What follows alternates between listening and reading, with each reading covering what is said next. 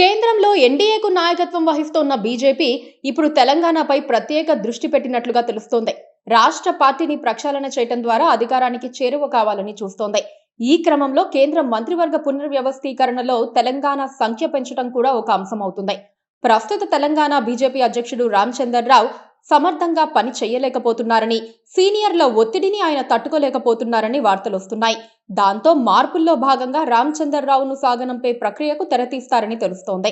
ఆయన స్థానంలో Mahabub Nagar MP D K అరుణకు టీబీజేపీ అధ్యక్ష బాధ్యతలు అప్పగించబోతున్నట్లు ఢిల్లీ బీజేపీ కారిడార్స్ లో ఒక మాట వినిపిస్తోంది. జాతీయ నాయకురాలిగా డీకే అరుణ ఎదిగినప్పటికీ ఆమె స్థాయికి తగిన పదవి ఇంతవరకు ఇవ్వలేదని బీజేపీ అధిష్టానం భావిస్తోంది. ఒక మహిళకు టీబీజేపీ అధ్యక్ష పదవి ఇస్తే ఎన్నికల సమయంలో బీజేపీ సీఎం అభ్యర్థిగా కూడా పరిగణించే అవకాశాలు ఉంటాయి. ఈ మార్పుకు రాష్ట్ర నాయకులు సహకరిస్తారని కూడా ఎదురు చూస్తున్నారు. కేంద్ర మంత్రివర్గ పునర్వ్యవస్థీకరణ జూన్ 2వ వారంలో ఖాయమని చెబుతున్నారు. అప్పుడు తెలంగాణలో కేంద్ర మంత్రి పదవులు కూడా మారబోతున్నాయి. కేంద్ర సహాయ మంత్రి బండి సంజయ్ ను సాగనంపే అవకాశాలు ఎక్కువగానే ఉన్నాయి. ఆయన కుమారుడు భగీరథ్ ఒక టీనేజర్ ను వేధించిన కేసు సంజయ్ మెడకు చుట్టుకుంది. బాధిత కుటుంబాన్ని సంజయ్ కుమార్ కూడా బెదిరించారని చెబుతున్నారు. ఇప్పుడు సంజయ్ కుమార్ ను మార్చితే ఆ పదవి ఎవరికి, తెలంగాణకు అదనపు బెర్తులు ఇస్తారా అన్న చర్చ కూడా జరుగుతోంది. సంజయ్ ను తొలగించిన పక్షంలో నిజామాబాద్ ఎంపీ ధర్మపురి అరవింద్ కు ఆ పదవి కట్టబెడతారని చెబుతున్నారు. ప్రధాని నరేంద్ర మోదీకి ఆయన పట్ల అభిమానం ఉంది.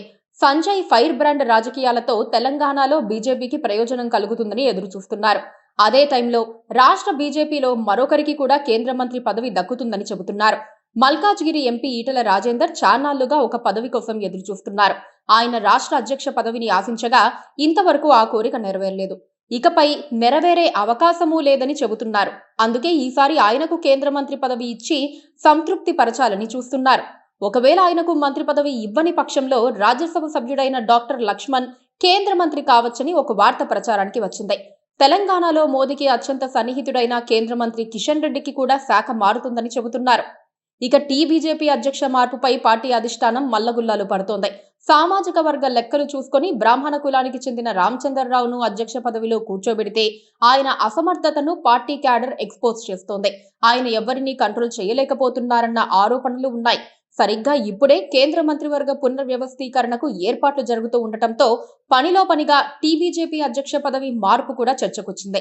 రామచందర్రావు ప్లేస్ లో డీకే అరుణకు అవకాశం ఇచ్చి 2028లో జరిగే అసెంబ్లీ ఎన్నికల వరకు ఆమెను కొనసాగిస్తారని చెబుతున్నారు.